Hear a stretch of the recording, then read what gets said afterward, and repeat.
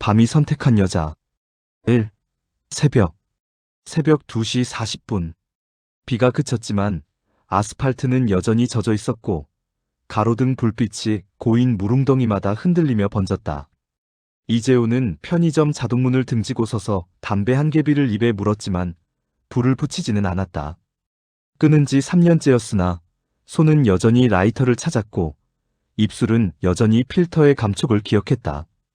그는 비닐봉지에 든 컵라면과 삼각김밥을 들고 주차장으로 향하려다 걸음을 멈췄다.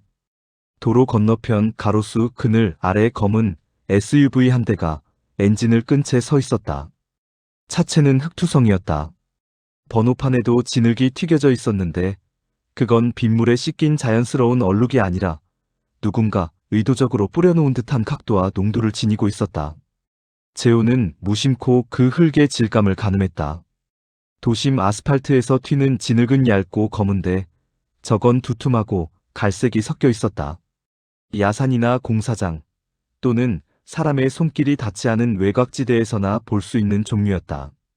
그가 시선을 차 안으로 옮기는 순간 운전석에 앉은 남자와 눈이 마주쳤다. 정확히 0.5초. 남자는 고개를 돌렸다. 너무 빠르게. 마치 재호의 시선 자체가 뜨거운 쇠붙이처럼 느껴진다는 듯이.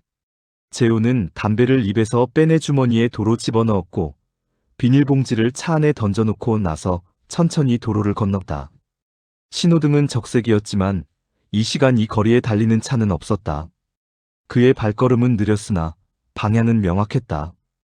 SUV까지의 거리가 5m쯤 남았을 때 차 안에서 희미한 불빛이 번쩍였다. 핸드폰 화면이었다.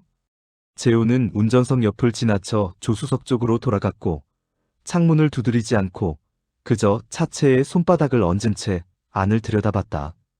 운전석 남자는 여전히 고개를 돌린 채였고 조수석엔 또 다른 남자가 앉아 있었다. 둘 다 30대 초반으로 보였고 작업복 비슷한 남색 점퍼를 입고 있었다. 내리시죠. 재호의 목소리는 낮고 평평했다. 명령이라기보단 제안처럼 들렸지만 그가 허리춤에서 꺼내 보인 경찰 배지는 그 어떤 강압보다 효과적이었다. 조수석 남자가 먼저 차에서 내렸다. 키가 크고 어깨가 넓었으나 눈빛은 불안정하게 흔들렸다. 운전석 남자는 조금 더 버티다가 결국 시동을 끄고 문을 열었다. 혹시 무슨 일 있으십니까? 조수석 남자가 물었다. 목소리는 억지로 침착함을 가장하고 있었으나 그의 오른손이 허벅지를 반복적으로 쓸어내리는 동작은 긴장을 숨기지 못했다. 재호는 대답 대신 차량 뒤쪽으로 걸어갔다. 트렁크 주변 타이어에도 같은 종류의 진흙이 묻어 있었고 범퍼 아래쪽엔 풀잎 같은 것이 끼어 있었다. 어디 다녀오시는 길입니까? 일 때문에요. 운전석 남자가 뒤따라오며 말했다. 그는 조수석 남자보다 나이가 많아 보였고 말투도 조금 더 안정적이었으나 시선은 재호의 얼굴보다 어깨 너머를 향하고 있었다. 무슨 일 하십니까? 심부름센터 직원입니다. 심부름센터에서 새벽에 무슨 일을 하죠? 의뢰가 들어오면 시간 상관없이 움직여야 해서요. 재호는 고개를 끄덕였다. 그리고 트렁크를 가리켰다. 열어보시죠. 운전석 남자가 잠깐 망설였다. 그 망설임은 1초도 채 되지 않았지만 재호에게는 충분한 신호였다.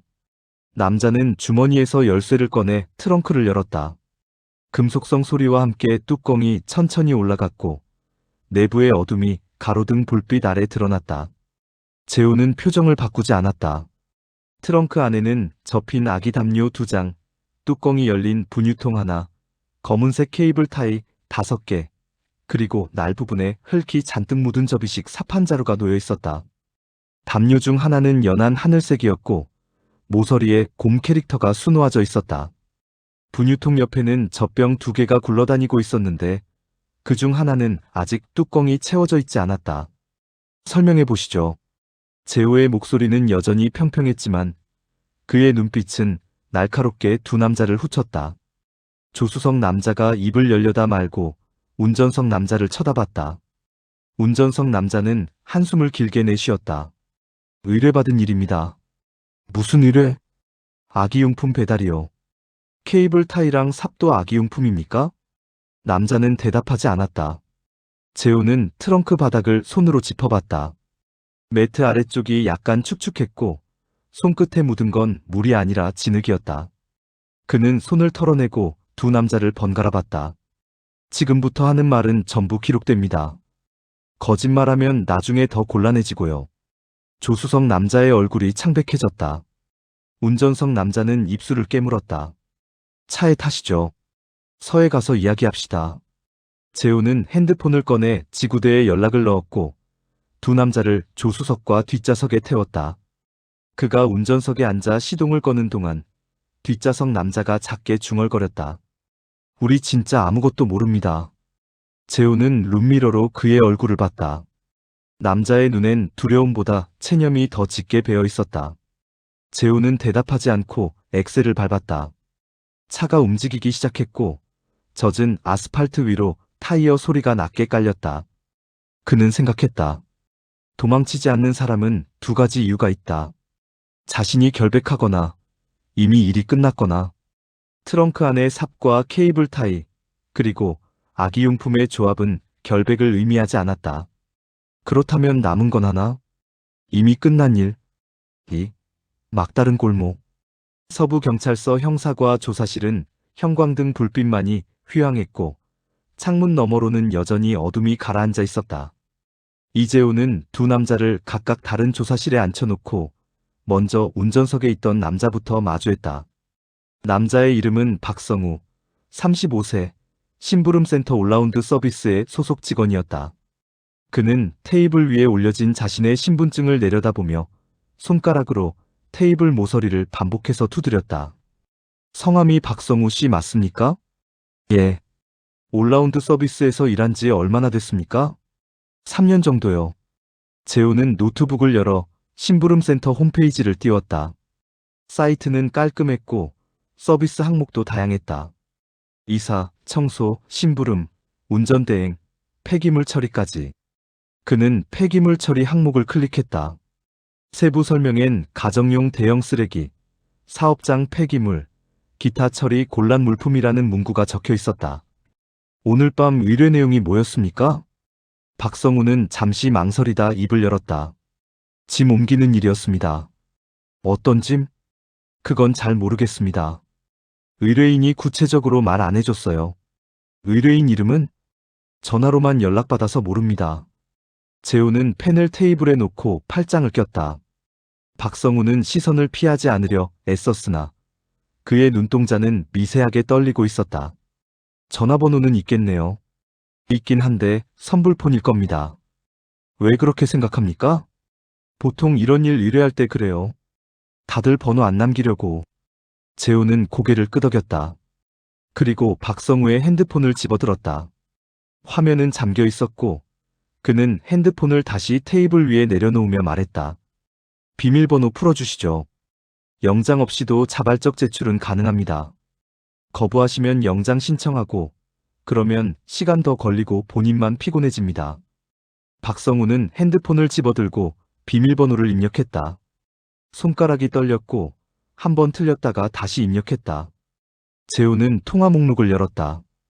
가장 최근 통화는 오늘 밤 11시 42분, 번호는 10으로 시작했으나 저장되지 않은 번호였다.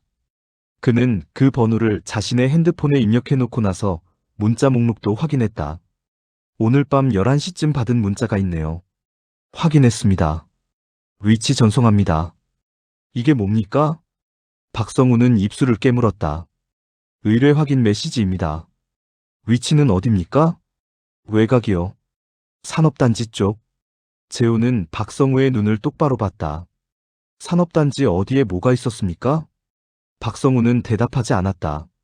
재호는 자리에서 일어나 조사실을 한 바퀴 돌았다. 그의 발소리만이 바닥에 울렸고 박성우는 고개를 숙인 채 테이블을 응시했다. 트렁크에 삽이 있었습니다. 날에 흙이 묻어 있었고요. 케이블 타이도 있었죠. 근데 아기 담요랑 분유통도 같이 있었어요. 이게 어떻게 연결됩니까? 모릅니다. 모른다는 말은 이제 그만하시죠. 당신이 운전했고 당신 차 트렁크에 있던 물건들입니다. 모른다는 변명은 법정에서도 안 통합니다. 재호는 다시 자리에 앉았다. 그리고 노트북을 돌려 박성우 쪽으로 향하게 했다. 화면엔 심부름센터 계좌 내역이 떠 있었다. 압수수색 영장은 아직 나오지 않았지만 박성우의 동의 하에 회사 측 계좌 정보를 임의 제출받은 상태였다. 이번 달 들어온 입금 내역입니다. 보통 10만 원에서 50만 원 사이인데 사흘 전 800만 원이 들어왔네요. 입금자는 서윤아. 이분이 오늘 밤 의뢰인입니까? 박성우의 얼굴이 굳었다. 그건 팀장님이 받은 거라. 팀장이 누굽니까? 오승환 팀장님이요. 오승환 씨 연락처 주시죠. 박성우는 핸드폰을 뒤적이다 번호를 불러줬고 재호는 그걸 받아 적었다. 그리고 다시 물었다. 오늘 밤 일은 오승환 씨 지시로 움직인 겁니까? 예. 팀장님이 연락 주셔서 나갔습니다. 몇 시에 출발했습니까? 밤 12시쯤이요. 어디로 갔습니까? 박성우는 한참을 망설이다 결국 입을 열었다. 야산이요. 산업단지 뒤쪽에 있는. 재호의 손이 멈췄다. 그는 펜을 천천히 내려놓고 박성우를 봤다. 거기서 뭘 했습니까? 땅을 팠습니다. 왜요? 묻으라고 해서요. 뭘 묻었습니까? 박성우는 고개를 떨궜다. 그의 어깨가 미세하게 떨렸고 숨소리가 거칠어졌다. 사람이요. 조사실 안이 정적에 잠겼다. 형광등 불빛만이 윙윙거리며 공간을 채웠고 재호는 표정을 바꾸지 않은 채 박성우를 응시했다. 박성우는 두 손으로 얼굴을 감쌌고 손가락 사이로 희미한 흐느낌이 새어나왔다. 누구를 묻었습니까? 모릅니다. 여자였어요. 젊은. 당신이 죽였습니까? 아니요. 저희는 그냥 시킨 대로 한 거예요. 이미 죽어 있었어요. 어디서 죽어 있었습니까? 차 트렁크예요. 재호는 천천히 숨을 내쉬었다. 그리고 노트를 펼쳐 적기 시작했다. 박성우는 얼굴을 든 채로 말을 이었다. 저희는 정말 몰랐습니다. 팀장님이 그냥 짐 옮기는 일이라고 했고 가보니까 이미 그 상태였어요. 그래서 거부하려고 했는데 팀장이 뭐라고 했습니까? 입 다물고 일만 하래요. 그래야 돈 받는다고. 재호는 펜을 멈추고 박성우를 봤다. 아기는 어디 있습니까? 박성우가 고개를 들었다. 그의 눈엔 혼란이 가득했다. 아기요? 트렁크에 아기용품이 있었습니다. 담요, 분유, 젖병. 아기는 어디 있습니까? 그건 저도 모릅니다. 저희가 간 곳엔 아기 없었어요. 재호는 등을 의자에 기댔다. 그의 머릿속에서 퍼즐 조각들이 맞춰지기 시작했으나 여전히 빈 공간이 많았다. 여자 시신, 아기용품, 800만 원, 서윤아라는 이름. 그리고 사라진 아기. 조수석에 있던 사람 이름이 뭡니까? 한민재요. 그 사람도 같이 갔습니까? 예. 둘이서 갔습니다. 재호는 자리에서 일어났다. 그리고 문을 열기 전에 박성우를 돌아봤다. 당신 진술은 전부 기록됐습니다. 거짓이 하나라도 있으면 방조가 아니라 공범으로 처리됩니다. 박성우는 고개를 끄덕였다. 재호는 조사실을 나와 복도를 걸었다. 옆 조사실에선 한민재가 대기하고 있었고 재호는 문을 열기 전에 잠시 멈춰섰다. 그는 핸드폰을 꺼내 방금 전 받아 적은 오승환의 번호를 응시했다. 새벽 4시가 다가오고 있었고 그는 전화를 걸지 않았다. 아직은. 먼저 한민재의 진술을 확보하고 그 다음 오승환을 압박해야 했다. 그리고 마지막엔 서윤아. 800만 원을 송금한 이 모든 일의 시작점에 있는 여자. 재호는 문을 열었다. 한민재는 박성우보다 더 어렸고 더 겁에 질려 있었다. 그는 재호를 보자마자 말했다. 저 정말 아무것도 몰랐어요. 그냥 시킨 대로 했을 뿐이에요. 재호는 의자를 끌어당겨 앉으며 대답했다. 그렇게 믿고 싶으시면 지금부터 전부 말씀하시면 됩니다. 3. 야산. 같은 날 오후 3시 15분. 경기도 외곽산업단지 북쪽 끝. 버려진 공장 부지 너머로 이어진 야산 자락에서 굴착기 한 대가 붉은 흙을 파헤치고 있었다. 중장비 기사 최인호는 담배를 입에 문 채 조종관을 움직이며 땅을 긁어냈는데 오늘 작업은 단순했다. 폐공장 철거 전 부지 정리 작업이었고 야산 경계선까지 평탄화하는 게 목적이었다. 그는 이 일을 15년째 하고 있었고 땅속에서 무엇이 나올지 대충 예상할 수 있었다. 돌덩이, 폐타이어, 불법 투기된 건축 폐기물, 가끔은 고양이나 개 사체. 하지만 오늘 나온 건 그런 것들이 아니었다. 굴착기 버킷이 땅을 들어올리는 순간 흙 사이로 하얀 무언가가 튀어나왔다.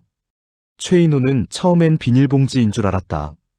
하지만 버킷을 멈추고 자세히 보니 그건 천조각이었고 천조각 아래로 손가락 같은 게 보였다. 그는 굴착기 시동을 끄고 내려와 그쪽으로 걸어갔다. 가까이 다가갈수록 심장이 빠르게 뛰기 시작했고 무릎을 꿇고 흙을 손으로 쓸어내는 순간 그는 뒤로 주저앉았다. 손이었다. 창백하고 손톱 밑엔 검은 흙이 끼어 있었으며 손목 부분은 이미 부패가 시작된 상태였다. 최인호는 핸드폰을 꺼내 112 버튼을 누르다 떨어뜨렸고 다시 주워들고 119에 신고 전화를 걸었다. 목소리는 떨렸고 상황 설명은 제대로 되지 않았으나 신고 접수는 완료됐다. 그는 굴착기로 돌아가지 않고 도로 쪽으로 걸어 나왔으며 담배를 한 대 더 피우려다 손이 너무 떨려 라이터를 켤 수가 없었다. 40분 후 경찰과 감식팀이 도착했다. 야산은 순식간에 통제구역이 되었고 노란 차단 테이프가 둘러쳐졌다. 감식 반원들은 흰 방역복을 입고 장갑을 낀 채 조심스럽게 흙을 걷어냈다. 최인호가 발견한 손은 여성의 것이었고 손목을 따라 올라가자 팔이 나왔고 어깨가 드러났으며 마침내 얼굴이 햇빛 아래 모습을 드러냈다. 여자였다. 20을 조금 넘긴 것처럼 보이는 얼굴이었고 눈은 감겨 있었으며 입은 반쯤 벌어진 채 굳어 있었다.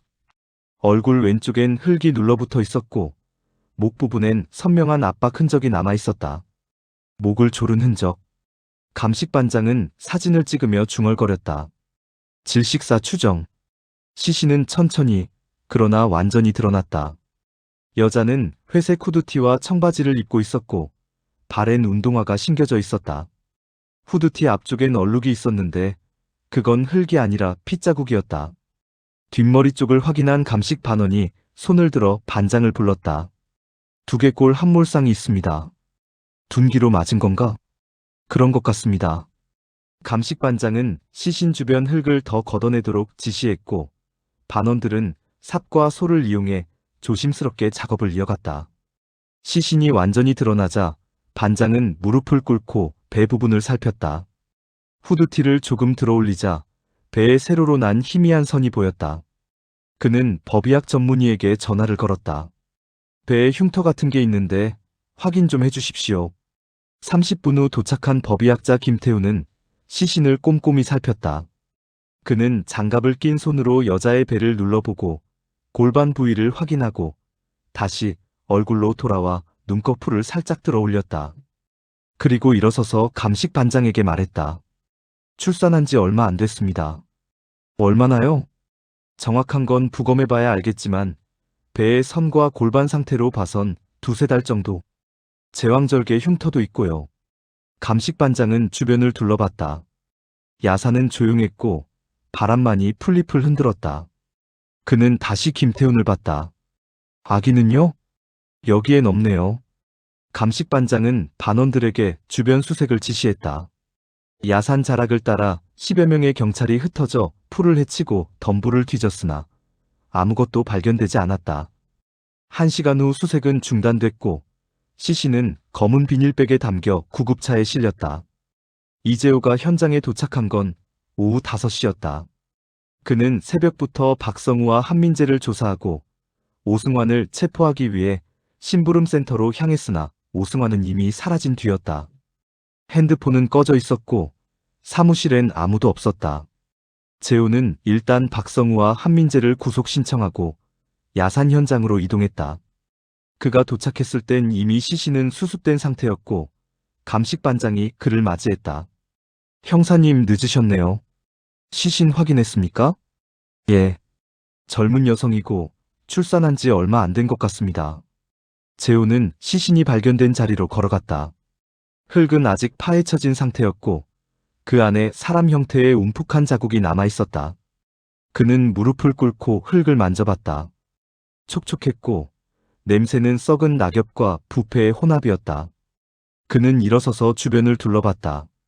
아기는요? 못 찾았습니다. 수색했는데 없어요. 재호는 고개를 끄덕였다. 그리고 감식반장에게 물었다. 사인은 뭡니까? 질식 후 둔기 타격으로 추정됩니다. 목에 압박 흔적 있고 뒷머리에 함몰상 있어요. 시간은요? 부검해봐야 정확하지만 매장된 지 이틀에서 사흘 정도 된 것 같습니다.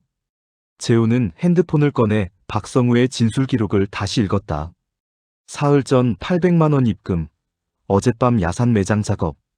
타임라인이 맞아떨어졌다. 그는 감식반장에게 말했다. 신원 확인 급하게 부탁드립니다. 지문, 얼굴, 뭐든 가능한 거 다 동원해서요. 알겠습니다. 재호는 야산을 벗어나 도로로 걸어 나왔다.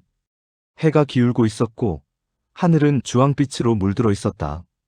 그는 차에 올라타 시동을 걸었으나 바로 출발하지 않았다. 그는 핸드폰 화면을 응시했다. 서윤아, 800만 원, 심부름센터, 야산에 묻힌 여자, 그리고 사라진 아기.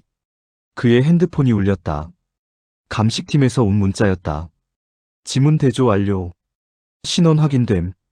재호는 문자를 열었다. 피해자 김아린 여, 22세. 주소 경기도 시동. 미혼. 지난달 실종 신고 접수됨.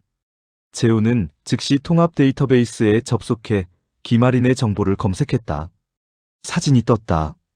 야산에서 본 얼굴보다 생기 있고 웃고 있었다. 그녀의 기록엔 출생 신고 내역이 하나 있었다. 생후 70일 된 여자 아기, 이름은 김씨야. 엄마는 죽었고 아기는 사라졌다. 재호는 김아린의 마지막 통화 기록을 요청했다. 10분 후 통신사에서 보내온 자료를 열어보니 실종 전날 밤 11시에 받은 전화 한 통이 있었다. 번호는 심부름센터 사무실 전화였다. 통화 시간 42초. 재호는 엔진을 껐다. 그리고 창문을 열어 바깥 공기를 들이마셨다. 야산에서 불어오는 바람은 차갑고 습했으며 어딘가에서 까마귀 울음소리가 들렸다. 그는 생각했다. 누군가 김아린에게 전화를 걸었고 그녀는 그 전화를 받았다. 그 후 그녀는 사라졌고 아기도 함께 사라졌다. 그리고 사흘 후 그녀만 야산에 묻혔다. 아기는 어디로 갔나? 재호는 다시 시동을 걸었다. 이제 그는 서윤아를 찾아가야 했다. 800만 원을 송금한 여자, 이 모든 일의 시작점에 서 있는 사람. 4. 김아린. 김아린의 집은 경기도 외곽 낡은 빌라 2층에 있었다. 이재호가 도착한 건 저녁 7시였고 하늘은 이미 어두워지고 있었다. 빌라는 3층짜리 건물이었으나 페인트는 벗겨져 있었고 계단 난간은 녹슬어 있었으며 복도엔 오래된 자전거와 화분들이 무질서하게 놓여 있었다. 재호는 2층으로 올라가 2035 앞에 섰다. 문에는 김아린 이름표가 붙어 있었고 그 옆엔 아기 발자국 스티커가 작게 붙어 있었다. 그는 초인종을 눌렀으나 응답이 없었다. 당연했다. 김아린은 이미 죽었고 아기도 사라졌다. 재호는 집주인에게 연락해 열쇠를 받아왔고 장갑을 끼고 문을 열었다. 문이 열리는 순간 오래된 공기가 밀려나왔다. 곰팡이 냄새와 분유 냄새, 그리고 아무도 살지 않는 집 특유의 정적. 재호는 안으로 들어갔다. 현관은 좁았고 신발장엔 여성용 운동화 2켤레와 슬리퍼 1켤레가 가지런히 놓여 있었다. 그는 거실로 들어갔다. 거실은 작았고 창문 하나와 낡은 소파 하나, 접이식 테이블 하나가 전부였다. 테이블 위엔 노트북이 덮여 있었고 그 옆엔 종이컵에 든 커피가 반쯤 남아 있었다. 커피 표면엔 하얀 곰팡이가 피어 있었다. 부엌은 거실 옆에 붙어 있었고 싱크대 위엔 설거지되지 않은 그릇 몇 개가 쌓여 있었다. 재호는 냉장고를 열어봤다. 안엔 우유 한 팩과 반찬 몇 개, 그리고 아기 이유식 용기가 여러 개 들어 있었다. 유통기한은 모두 지나 있었다. 침실은 거실 안쪽에 있었다. 재호는 문을 열고 들어갔다. 방은 더 작았고 싱글 침대 하나와 작은 옷장 하나가 전부였다. 침대 옆엔 아기 침대가 놓여 있었다. 분홍색 프레임에 하얀 시트가 깔려 있었고 시트 위엔 아기 인형 하나가 놓여 있었다. 재호는 아기 침대를 들여다봤다. 시트엔 우유 얼룩이 남아 있었고 모서리엔 아기가 빨았을 것 같은 침 자국이 있었다. 그는 침대 옆 서랍을 열었다. 안엔 출생증명서, 예방접종 수첩, 그리고 산후조리원 영수증이 들어있었다. 출생증명서를 꺼내 읽어보니 아기 이름은 김씨야, 생년월일은 석 달 전이었고 출생병원은 동산대학병원이었다. 예방접종 수첩을 펼치니 깔끔한 글씨로 접종 일정이 적혀 있었고 마지막 접종은 한 달 전이었다. 재호는 수첩을 덮고 옷장을 열었다. 옷장 안엔 김아린의 옷과 아기 옷이 섞여 걸려 있었다. 대부분 저렴해 보이는 옷들이었고 몇 벌은 낡아 있었다.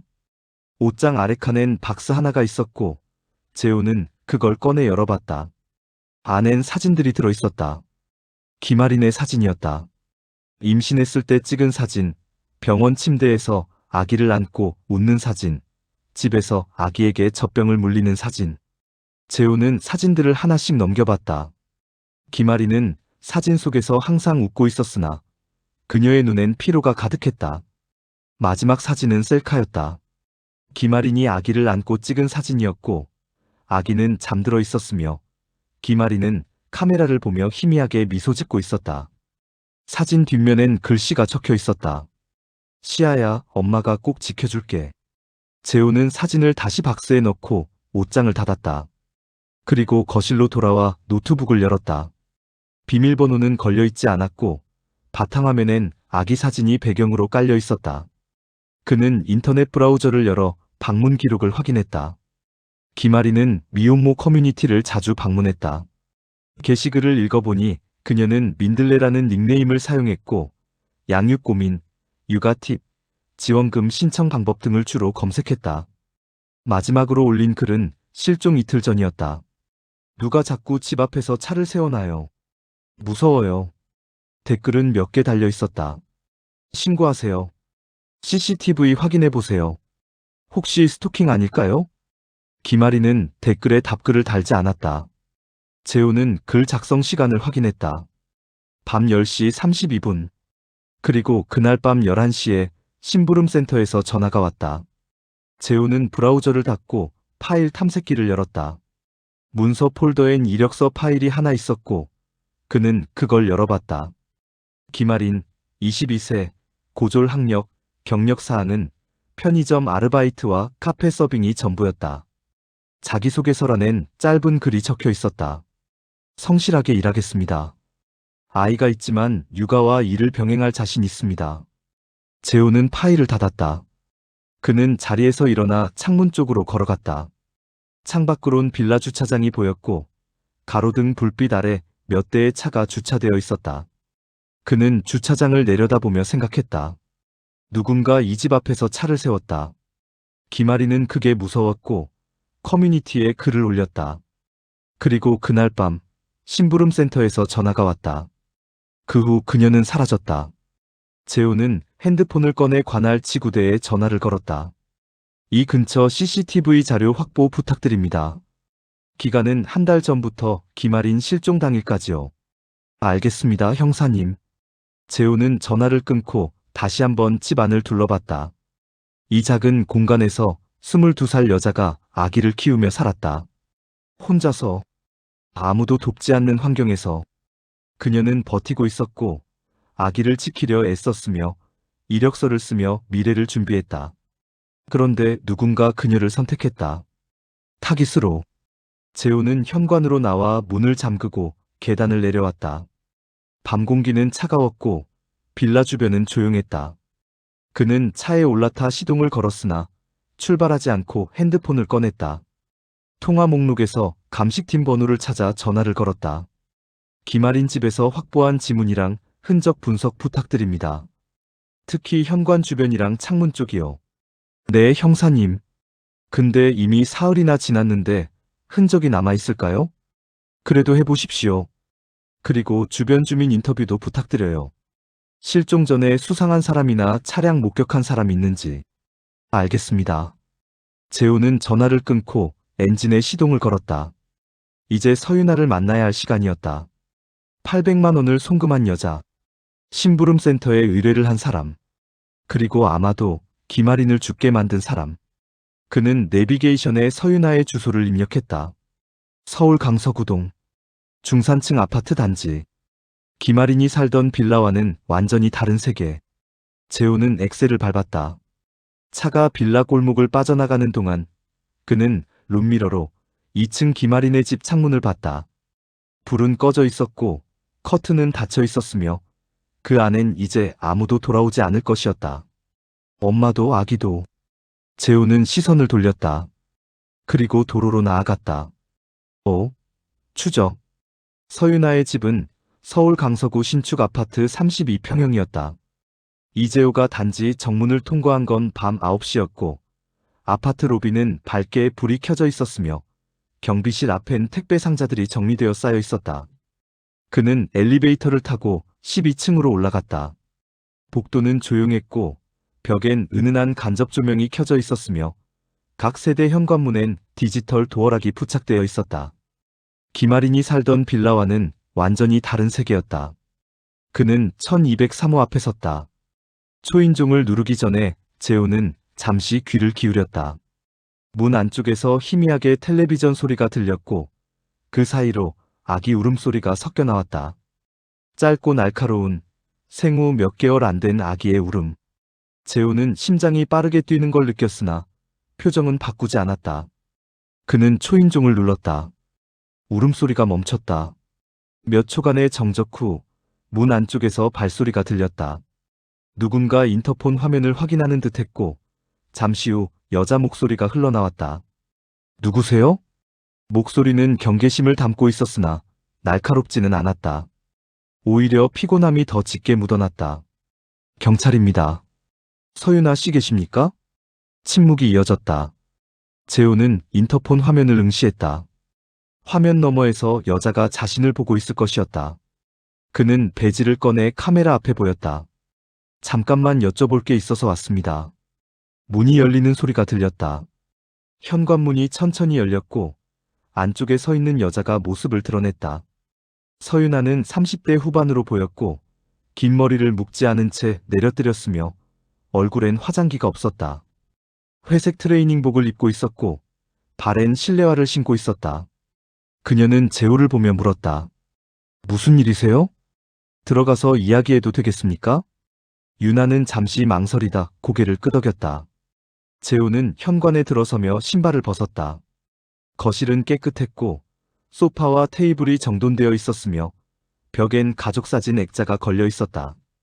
남편과 유나, 그리고 두 아이. 재호는 사진을 힐끗 보고 나서 유나를 따라 거실로 들어갔다. 앉으세요. 유나가 소파를 가리키며 말했다.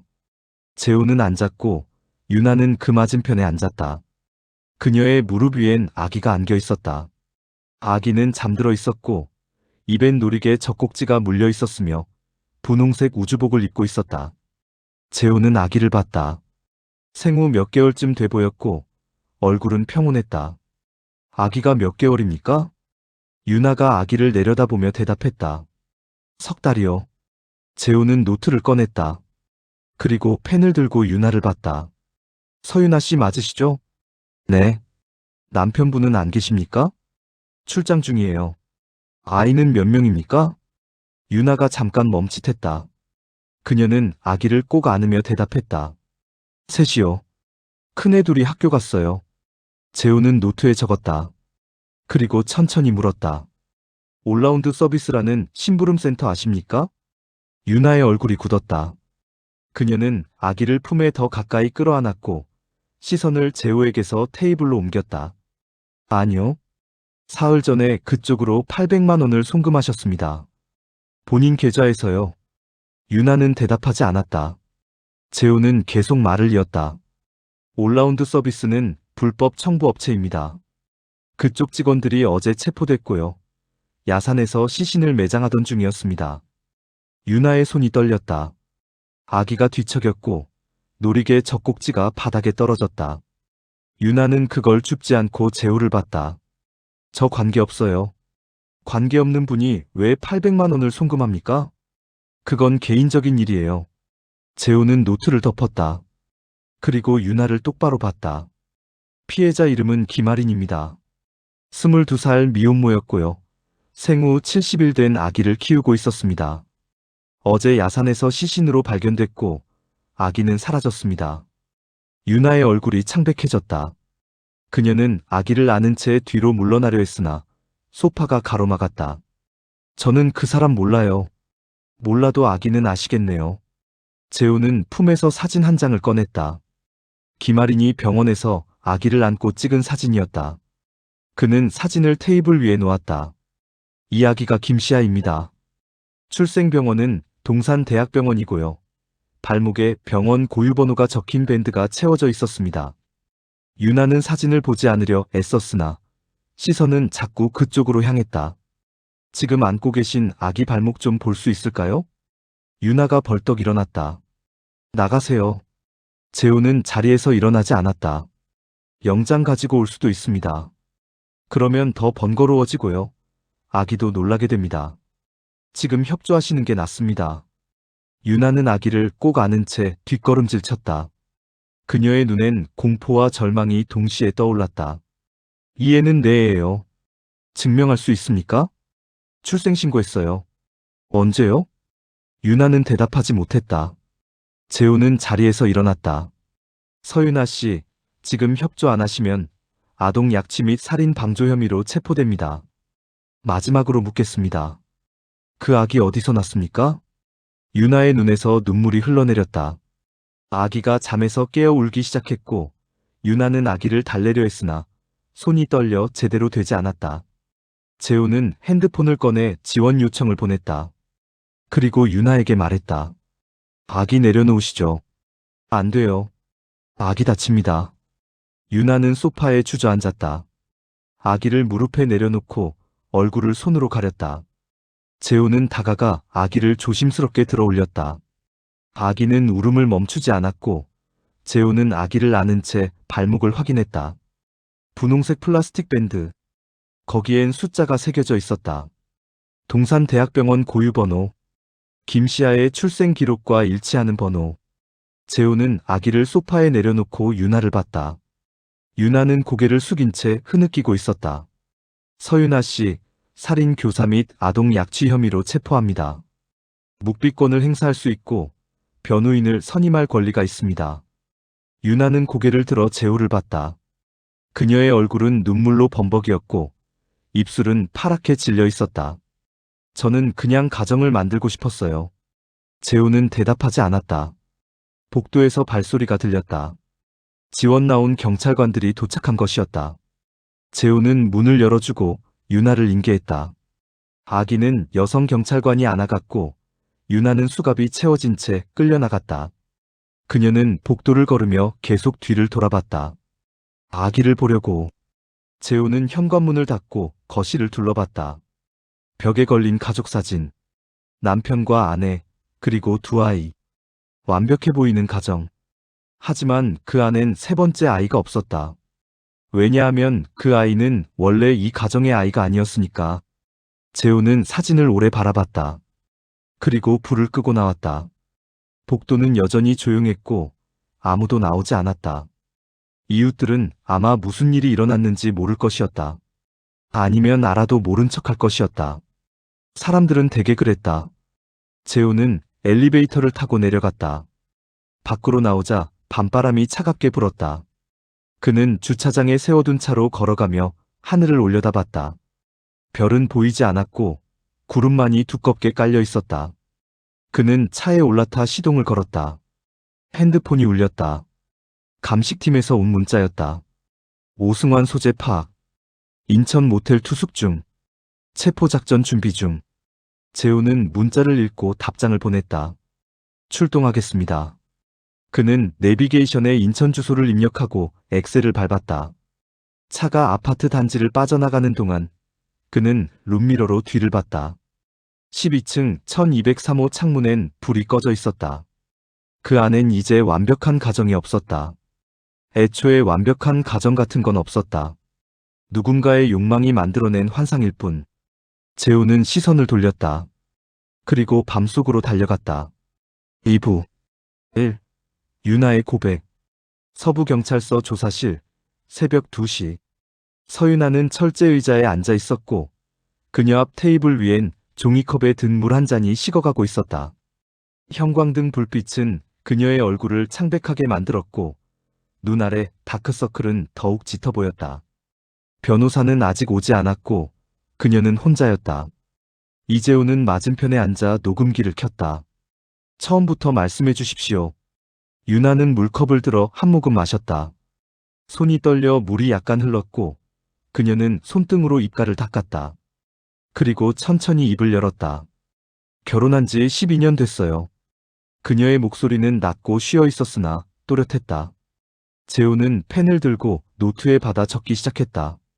남편은 무역이래요. 중국이랑 동남아 쪽. 한 달에 절반은 출장이고요. 집에 있어도 피곤해서 말도 별로 안 해요. 아이 둘은 큰애가 12살, 작은애가 9살이에요. 유나는 잠시 말을 멈추고 테이블을 내려다봤다. 그녀의 손가락이 테이블 모서리를 천천히 쓸어내렸다. 처음엔 괜찮았어요. 애들 키우는 게 힘들긴 했지만 그래도 의미는 있었어요. 근데 시간이 지나니까 달라지더라고요. 뭐가 달라졌습니까? 전부요. 유나가 고개를 들어 재호를 봤다. 그녀의 눈엔 눈물이 고여있지 않았다. 그저 공허함만이 가득했다. 남편은 저한테 관심 없어요. 섹스도 1년에 서너 번? 그것도 의무처럼.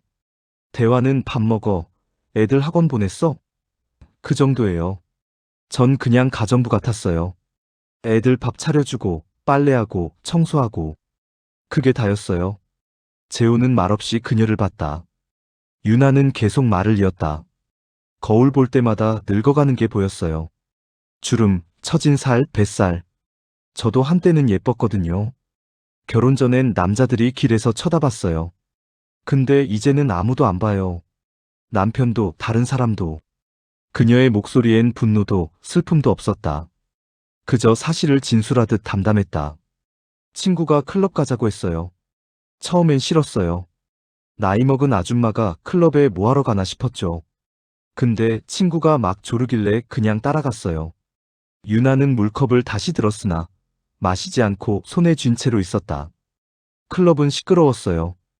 음악 소리, 사람들 소리. 전 구석에 앉아서 술만 마셨어요. 근데 한 남자가 다가왔어요. 젊고 잘생겼어요. 처음엔 친구한테 온 줄 알았어요. 근데 저를 보더라고요.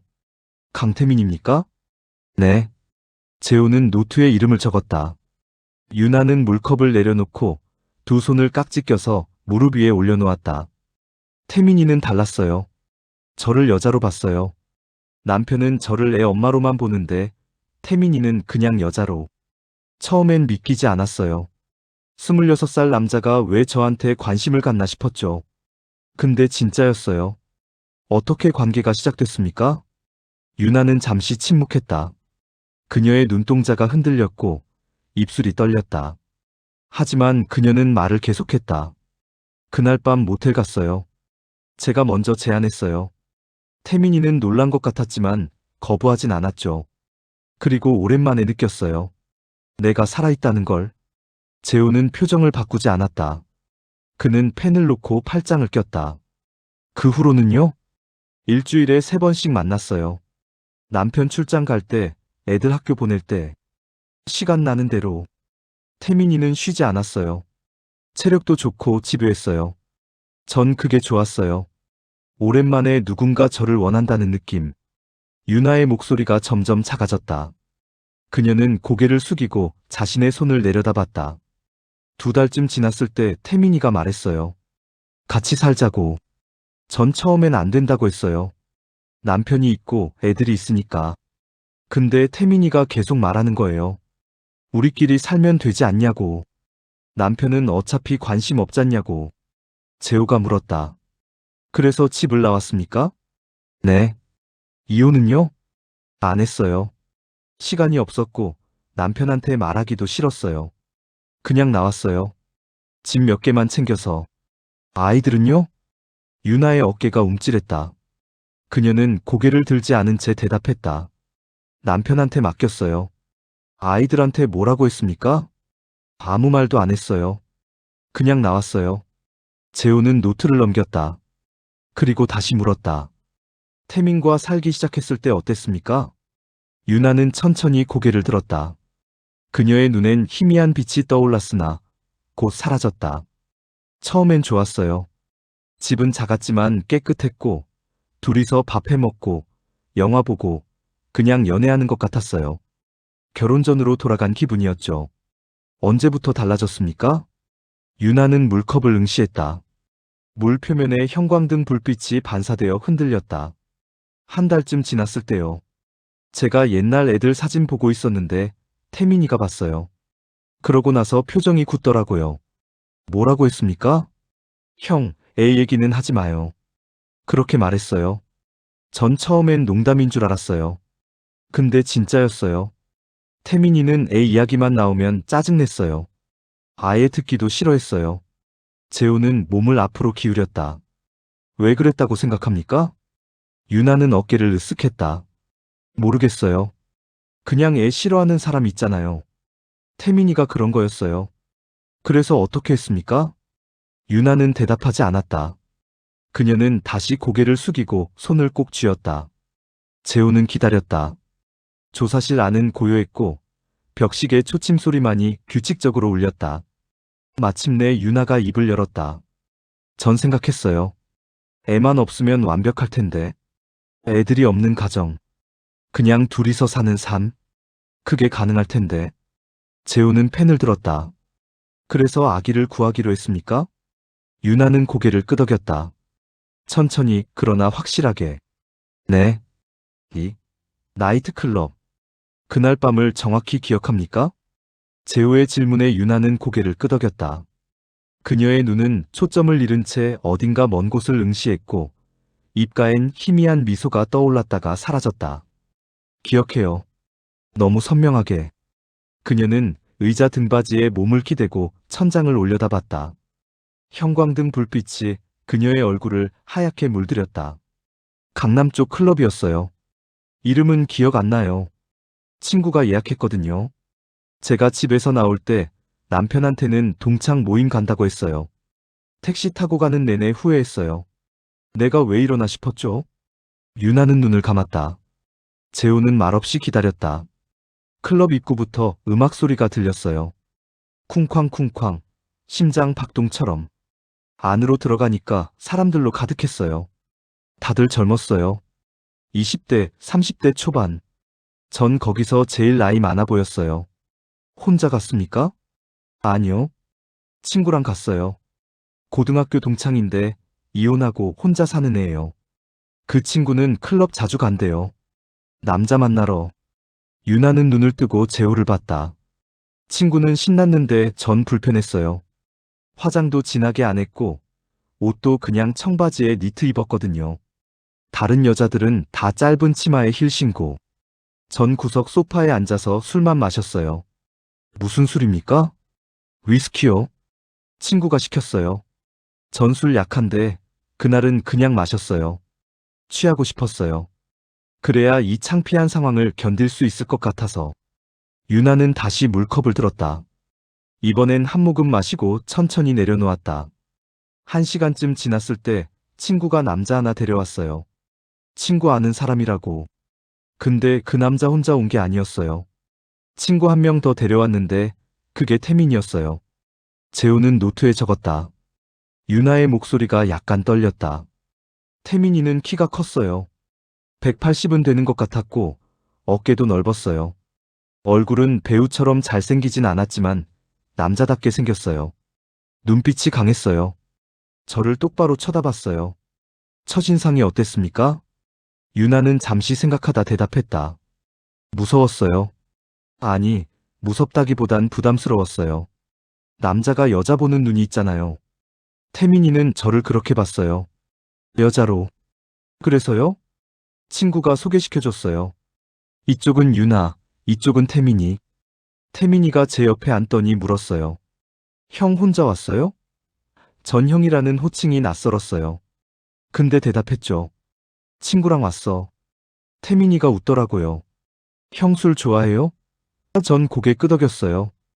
유나는 손으로 얼굴을 쓸어내렸다. 그녀의 손가락이 미세하게 떨렸다. 태민이가 술 따라줬어요. 제 잔에 위스키 가득 채우고 자기 잔에도 따르고 그러고 건배했어요. 형, 오늘 재밌게 놀아요. 전 그냥 마셨어요. 계속 마셨어요. 태민이가 따라주는 대로. 얼마나 마셨습니까? 기억 안 나요. 많이 마신 건 확실해요. 어느 순간부터 정신이 흐릿해졌거든요. 태민이가 제 어깨에 손 올려놓은 것도 기억나고 귀에 대고 뭐라고 속삭인 것도 기억나요. 뭐라고 했습니까? 유나는 입술을 깨물었다. 형 되게 섹시해요. 그렇게 말했어요. 전 처음엔 못 들은 척했어요. 근데 태민이가 또 말했어요. 진짜예요. 누나 같은 스타일 좋아해요. 전 얼굴이 뜨거워졌어요. 술 때문인지 태민이 때문인지 모르겠지만 재호는 표정을 바꾸지 않고 계속 적었다. 유나는 말을 이었다. 친구가 어느 순간 사라졌어요. 아는 남자랑 어디 갔는지. 전 태민이랑 둘이 남았어요. 태민이가 물었어요. 누나 춤출래요? 전 못 춘다고 했어요. 근데 태민이가 제 손잡고 일어나게 했어요. 그리고 플로어로 데려갔어요. 유나는 눈을 감았다. 그녀의 숨소리가 거칠어졌다. 사람들 사이에서 춤췄어요. 태민이가 제 허리에 손 올려놓고 몸을 밀착시켰어요. 전 거부해야 했는데 안 했어요. 오히려 더 가까이 갔어요. 태민이 몸에서 땀 냄새랑 향수 냄새가 났어요. 남자 냄새. 재호가 물었다. 그날 밤 관계를 가졌습니까? 유나는 눈을 떴다. 그녀의 눈엔 수치심과 흥분이 뒤섞여 있었다. 네. 클럽 나와서 바로 모텔 갔어요. 제가 먼저 말했어요. 오늘 집 안 갈래. 태민이가 놀란 표정 지었지만 바로 알아들었어요. 택시 잡아서 근처 모텔로 갔어요. 모텔에서요? 유나는 고개를 끄덕였다. 그녀의 목소리가 낮아졌다. 태민이는 쉬지 않았어요. 계속 원했어요. 한 번, 두 번, 세 번. 전 지쳤지만 거부하지 않았어요. 오히려 더 원했어요. 오랜만에 느꼈거든요.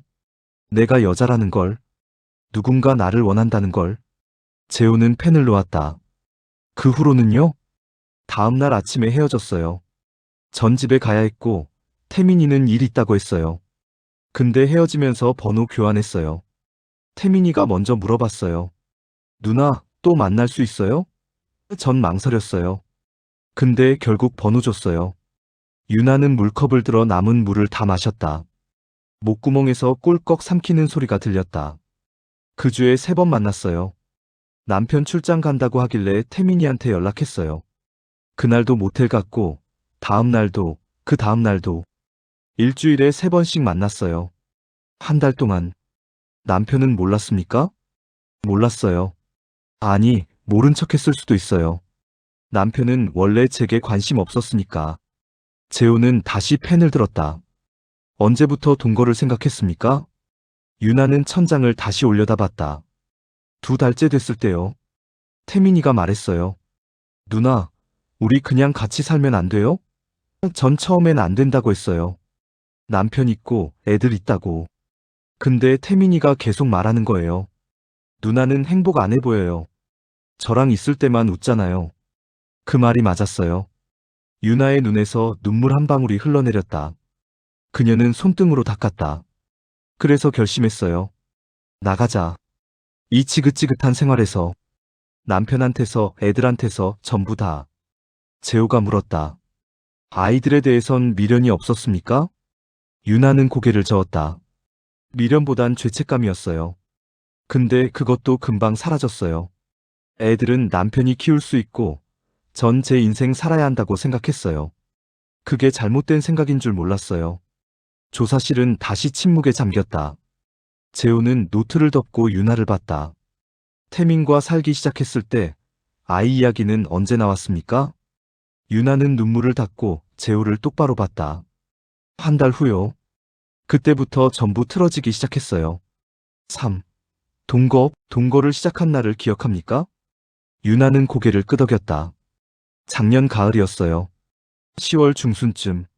남편한테 아무 말도 안 하고 나왔어요. 그냥 짐 몇 개 싸서 현관문 나섰어요. 애들은 학교 갔고 남편은 출장 중이었어요. 완벽한 타이밍이었죠. 재호는 노트를 펼쳤다.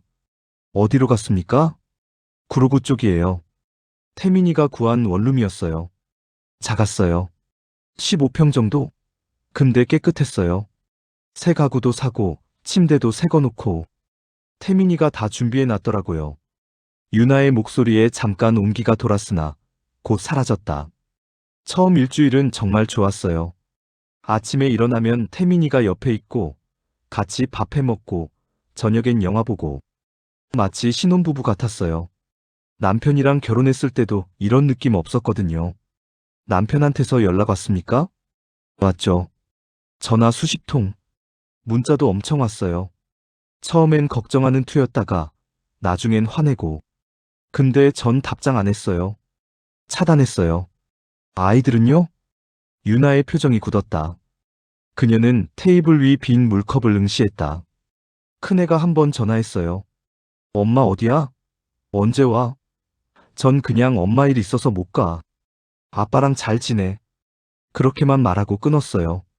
그게 마지막입니까? 네. 그 후론 받지 않았어요. 재호는 펜으로 노트를 톡톡 두드렸다. 태민과의 생활은 어땠습니까? 유나는 손가락으로 테이블을 쓸어내렸다. 좋았어요. 한 달 동안은. 태민이는 일용직 일했어요. 공사장에서 막노동 같은 거. 돈은 많이 못 벌었지만 그래도 꼬박꼬박 생활비 보태줬어요. 전 통장에 돈 좀 있었고요. 남편 몰래 빼둔 돈. 얼마나 됐습니까? 2천만 원쯤이요. 12년 동안 조금씩 모은 거예요. 재호는 숫자를 적었다. 언제부터 달라졌습니까? 유나는 눈을 감았다. 한숨을 길게 내쉬고 나서 입을 열었다. 어느 날 밤이었어요. 전 침대에 누워서 핸드폰 보고 있었는데 옛날 사진들이 뜨더라고요. 클라우드에 백업된 거. 큰애 돌잔치 사진, 작은애 유치원 입학식 사진. 전 그냥 보고 있었어요. 아무 생각 없이. 유나는 눈을 떴다. 그녀의 눈동자가 흔들렸다. 태민이가 옆에서 봤어요. 그러더니 표정이 확 굳는 거예요. 형, 그게 뭐예요? 전 애들 사진이라고 했죠. 태민이가 핸드폰 빼앗아서 보더니 던졌어요. 침대에. 그리고 말했어요. 형, 애 얘기는 하지 마요. 재호가 물었다. 왜 그랬다고 생각합니까? 모르겠어요. 전 물어봤어요. 왜 그러냐고. 태민이가 말했어요. 애 있는 여자 진짜 별로예요. 형이 애 엄마라는 거 생각하기 싫어요. 전 어이가 없었어요. 나한테 같이 살자고 한 게 누군데? 유나는 손으로 얼굴을 감쌌다. 싸웠어요. 그날 밤 처음으로. 전 소리 질렀어요. 내 애들인데 왜 얘기도 못하냐고. 태민이도 소리 질렀어요. 형이 애들 버리고 나온 거잖아요. 그럼 이제 애 없는 거예요. 전 할 말이 없었어요. 맞는 말이었으니까. 조사실 안이 조용해졌다. 유나는 손을 내리고 재호를 봤다. 그날 밤 태민이가 나갔어요. 새벽에 돌아왔는데 술 냄새 풀풀 풍기고.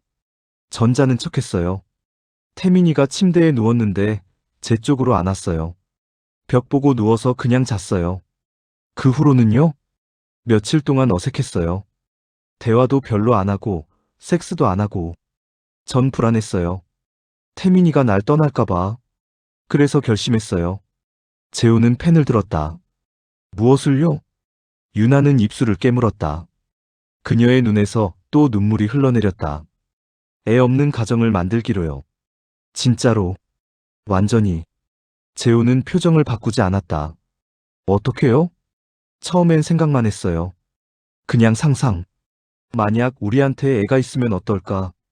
근데 내 배에서 낳은 애는 태민이가 싫어할 거고. 그럼 다른 애를 데려오면 어떨까? 재호가 물었다. 입양을 생각한 겁니까? 유나는 고개를 저었다. 입양은 절차가 복잡해요.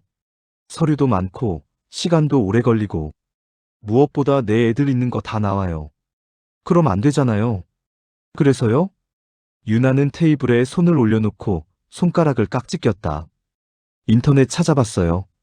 아기 입양 조건, 사설 입양, 빠른 입양 방법. 그러다가 게시판 하나 발견했어요. 악이 필요한 사람이랑 악이 맡기고 싶은 사람 연결해주는 곳. 재호는 노트에 적었다. 어떤 게시판입니까? 다크웹이에요. 일반 포털에선 안 나와요. 특수 브라우저 써야 들어갈 수 있는 곳. 거기 글들 보니까 다들 비슷한 사람들이더라고요. 애 못 낳는 사람, 애 급하게 필요한 사람, 애 버리고 싶은 사람.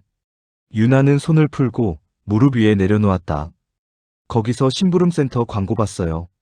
원하는 것 무엇이든 해드립니다. 비밀 보장. 전화번호 하나만 적혀 있었어요. 전 사흘 동안 고민했어요. 진짜 전화해야 하나? 이게 맞나? 결국 전화했습니까? 네. 재호가 물었다. 누가 받았습니까? 남자였어요. 목소리 낮고 차분했어요. 자기는 오승환이라고 팀장이라고 했어요. 전 떨리는 목소리로 물었어요. 아기 구할 수 있어요? 오승환은 잠깐 침묵하더니 말했어요. 가능합니다. 단, 비용이 듭니다. 얼마라고 했습니까? 800만 원이요. 전 비싸다고 생각했지만 거절하지 않았어요. 오승환이 말했어요. 조건 있습니다.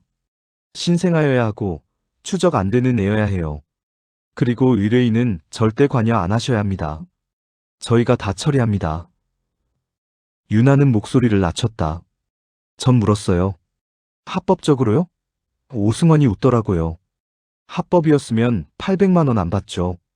전 더 묻지 않았어요. 그냥 계좌번호 받아서 돈 보냈어요. 재호는 펜을 놓고 유나를 똑바로 봤다. 그때 당신은 알았습니까? 그게 범죄라는 걸. 유나는 고개를 끄덕였다. 천천히 확실하게. 알았어요. 근데 멈출 수 없었어요. 이미 태민이한테 말했거든요. 우리 애 하나 키우자. 내가 구할게. 태민이가 놀라서 물었어요. 어떻게요? 전 거짓말했어요. 입양 알아보는 중이야. 곧 될 거야. 태민은 뭐라고 했습니까? 유나의 얼굴에 씁쓸한 미소가 떠올랐다. 기뻐했어요. 처음으로. 형, 진짜요? 우리 애 생기는 거예요? 그렇게 물으며 날 안았어요. 오랜만에 느끼는 따뜻함이었어요. 전 그게 좋았어요. 재호는 노트를 덮었다. 돈을 보낸 게 언제입니까? 사흘 전이요. 그 후로는요? 오승환한테서 연락 왔어요. 아기 확보했습니다. 내일 전달하겠습니다. 전 심장이 터질 것 같았어요. 기대 반, 두려움 반. 유나는 눈물을 닦았다. 그리고 그날 밤 당신이 왔어요. 4. 심부름센터. 인천 모텔 3층 3075. 이재호가 문을 차는 소리와 함께 방 안으로 진입했을 때 오승환은 침대에 앉아 담배를 피우고 있었다. 그는 놀라지 않았다. 마치 경찰이 올 줄 알고 있었다는 듯 천천히 담배를 재떨이에 비볐다. 40대 중반으로 보이는 남자였고 머리는 짧게 깎았으며 얼굴엔 수염이 무성했다. 그는 재호를 보며 말했다. 영장 있습니까? 재호는 영장을 꺼내 보였다. 오승환은 힐끗 보고 고개를 끄덕였다. 알겠습니다. 그는 저항하지 않았다. 두 손을 앞으로 내밀었고 재호는 수갑을 채웠다. 금속이 딸깍거리는 소리가 작은 방 안에 울렸다. 오승환은 일어서며 말했다. 담배 한 대만 더 피워도 됩니까? 안 됩니다. 오승환은 어깨를 으쓱했다. 재호는 그를 복도로 끌고 나왔고 대기하던 경찰관들이 그를 에스코트했다. 모텔 로비를 지나 밖으로 나오는 동안 오승환은 한마디도 하지 않았다. 그는 차에 태워졌고 재호는 조수석에 앉아 뒤를 돌아봤다. 당신이 오승환입니까? 네. 올라운드 서비스 운영합니까? 네. 서윤아 아십니까? 오승환은 잠시 침묵했다. 그리고 창밖을 보며 대답했다. 압니다. 차가 출발했다. 인천에서 서울까지 40분. 재호는 뒤돌아보지 않고 말했다. 도망칠 생각은 안 했습니까? 오승환이 대답했다. 어디로 가겠습니까? 결국 잡히는 건데. 왜 잡힐 줄 알았습니까? 박성우가 불었을 테니까요. 그 친구 겁 많거든요. 재호는 고개를 끄덕였다. 오승환은 계속 창밖을 봤다. 형사님, 묻고 싶은 게 있습니다. 뭡니까? 그 여자 김아린. 죽은 거 맞습니까? 재호는 대답하지 않았다. 오승환은 한숨을 쉬었다. 그럴 줄 알았습니다. 서부경찰서 조사실. 오승환은 재호 맞은편에 앉아 있었고 수갑은 풀린 상태였다. 그는 테이블 위에 놓인 물컵을 집어들고 단숨에 마셨다. 재호는 녹음기를 켰다. 올라운드 서비스는 언제부터 운영했습니까? 5년 전부터요. 사업자 등록은 되어 있습니까? 네. 합법 업체입니다. 재호는 노트북을 열어 사업자 정보를 띄웠다. 심부름센터로 등록되어 있네요. 근데 왜 불법 일을 합니까? 오승환은 어깨를 으쓱했다. 돈이 되니까요. 합법 일만 하면 먹고 살기 힘듭니다. 경쟁 업체 많고 단가도 낮고. 불법 일은 어떤 거랬습니까? 오승환은 손가락으로 테이블을 톡톡 두드렸다. 뭐든지요. 의뢰만 들어오면 거의 다 받았습니다. 쓰레기 불법 투기, 차량 견인, 사체 추심, 폭행, 협박, 살인도요? 오승환이 재호를 똑바로 봤다. 직접 죽인 적은 없습니다. 그럼 간접적으로는요? 오승환은 대답하지 않았다. 재호는 계속 물었다. 김아린 사건은 어떻게 된 겁니까? 오승환은 한숨을 길게 내쉬었다. 서윤아한테서 전화 받았습니다. 사흘 전쯤. 무슨 내용입니까? 아기 구해달라고요. 재호는 펜을 들었다. 구체적으로요. 오승환은 등을 의자에 기댔다. 처음엔 장난인 줄 알았습니다. 아기 구해달라니. 근데 진지하더라고요. 생후 몇 개월 안 된 애, 여자애, 건강한 애. 조건이 구체적이었어요. 얼마 받기로 했습니까? 800만 원이요. 왜 그렇게 비쌉니까? 오승환이 비웃었다. 위험하니까요. 아기 납치는 중범죄잖아요. 게다가 추적 안 되게 해야 하니까 더 비싼 겁니다. 재호가 물었다. 어떻게 김아린을 찾았습니까? 오승환은 손을 깍지 꼈다. 인터넷이요. 미혼모 커뮤니티, SNS, 맘카페. 거기 들어가서 검색했습니다. 혼자 애 키우는 사람, 주변에 도움 없는 사람, CCTV 사각지대에 사는 사람. 김아린이 조건에 맞았습니까? 완벽했죠. 오승환의 목소리는 차갑고 담담했다. 재호는 펜을 쥔 손에 힘을 주었으나 표정은 바꾸지 않았다. 어떻게 접근했습니까? 직접 가봤습니다. 빌라 앞에 차 세워두고 며칠 관찰했어요. 김아린 혼자 사는 거 확인했고 애 데리고 산책 나오는 시간도 파악했어요. 그녀가 눈치챘습니까? 오승환은 고개를 끄덕였다. 그런 것 같았어요. 어느 날부터 창문 커튼 안 열고 밖에도 잘 안 나오더라고요. 커뮤니티에 글도 올렸던데요. 누가 자꾸 차 세워놓는다고. 재호는 이를 악물었다. 그래서요? 계획 바꿨습니다. 직접 집에 들어가기로. 언제요? 이틀 전 밤이요. 재호는 노트를 넘겼다. 구체적으로 말해보십시오. 오승환은 눈을 감았다. 그리고 천천히 말하기 시작했다. 박성우랑 한민재 보냈습니다. 밤 11시쯤. 택배기사로 위장하라고 했어요. 박스 하나 들고 가서 문 두드리면 열어줄 거라고. 열었습니까? 네. 김아린이 문 열었어요. 애 안고 있었대요. 박성우가 택배라고 하니까 의심 없이 열었다고. 재호가 물었다. 그 다음은요? 오승환은 눈을 떴다. 그의 얼굴엔 감정이 없었다. 들어가서 애 빼앗으려고 했대요. 근데 김아린이 저항했어요. 소리 지르고 애 놓으라고. 박성우가 입 막으려고 했는데 김아린이 물어뜯고 한민재가 애 빼앗으려고 하니까 김아린이 애 놓지 않으려고 몸부림쳤대요. 오승환은 잠시 말을 멈췄다. 그리고 다시 이었다. 그 과정에서 김아린이 넘어졌습니다. 싱크대 모서리에 머리를 부딪혔고 그 자리에서 의식 잃었어요. 박성우가 당황해서 제게 전화했습니다. 팀장님, 사람 다쳤어요. 어떡해요? 재호는 숨을 천천히 내쉬었다. 당신은 뭐라고 했습니까? 오승환이 재호를 봤다. 확인하라고 했습니다. 숨 쉬는지. 박성우가 확인하더니 말했어요. 안 쉬는 것 같아요. 전 그때 알았습니다. 일이 틀어졌다는 걸. 그래서요? 현장 가서 확인했습니다. 김아리는 이미 죽어 있었어요. 맥박 없고 호흡 없고 머리에서 피가 흘렀고 바닥에 웅덩이 생겼어요. 오승환은 테이블을 내려다봤다. 박성우랑 한민재는 겁먹어서 떨고 있었고 애는 울고 있었어요. 전 선택해야 했습니다. 경찰 부르고 자수할 건지 아니면 은폐할 건지. 재호가 차갑게 물었다. 은폐를 선택했습니까? 네. 왜요? 오승환이 재호를 똑바로 봤다. 돈 때문입니다. 800만 원 받았으니까. 그리고 애는 살아있었으니까. 일단 애 전달하고 시신은 처리하면 된다고 생각했어요. 재호는 주먹을 쥐었다. 그러나 목소리는 평평하게 유지했다. 어떻게 처리했습니까? 야산에 묻었습니다. 차에 실어서 산업단지 뒤쪽으로 갔어요. 거기 공터 있잖아요. 밤에 아무도 안 오는 곳. 삽으로 땅 파고 시신 묻었습니다. 혼자 했습니까? 아니요. 박성우랑 한민재도 같이. 셋이서 파고 묻었어요. 재호는 노트에 적었다. 아기는요? 차에 두고 작업했습니다. 다 끝나고 서윤아한테 전화했어요. 아기 확보했습니다. 어디로 전달할까요? 서윤아가 주소 알려줘서 거기로 갔습니다. 언제요? 어제 오후요. 낮 2시쯤. 재호가 물었다. 서윤아 반응은 어땠습니까?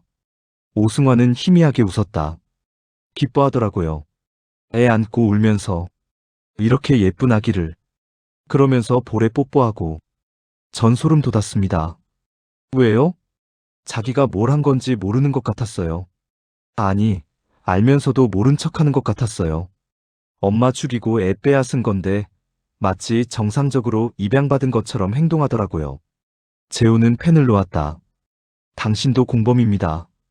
오승환은 고개를 끄덕였다. 압니다. 변명 안 합니다. 전 돈 받고 일한 거고 그 결과가 살인이 됐으니 제 책임입니다. 조사실은 침묵에 잠겼다. 재호는 노트를 덮고 오승환을 봤다. 후회합니까? 오승환은 잠시 생각하다 대답했다. 잘 모르겠습니다. 후회한다고 해서 달라지는 게 있습니까? 재호는 대답하지 않았다. 그는 자리에서 일어났다. 구속 신청합니다. 살인 방조 및 시신 은폐, 아동 약취. 오승환은 고개를 끄덕였다. 예상했습니다. 재호는 문을 열었다. 그리고 나가기 전에 돌아봤다. 당신 같은 사람 때문에 김아리는 죽었습니다. 오승환은 대답하지 않았다. 재호는 문을 닫고 나왔다. 범행의 재구성. 이틀 전, 밤 11시 15분. 박성우는 한민재와 함께 김아린의 빌라 앞에 차를 세웠다.